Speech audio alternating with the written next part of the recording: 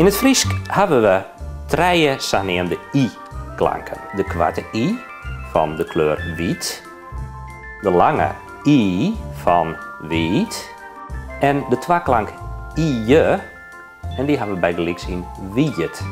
Eerst maar eens die kwarte i. Pakken we als voorbeeld het woordje piek. Hello, is it me you're looking for? Een piek schrijven we met een y.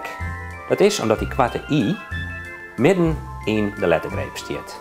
Hebben we likwijls twee pieken, pi, kun. In dat geval dan schrijven we hem als een i. Dan gaan we naar de lange i. Daar hebben we een vergelijkbare regel. Het woordje tijd, dat schrijven we met twee i's. Maar als je nou zegt, ik had de tijden en tijden hoedien, dan schrijven we i en i. Dit is een open lettergreep.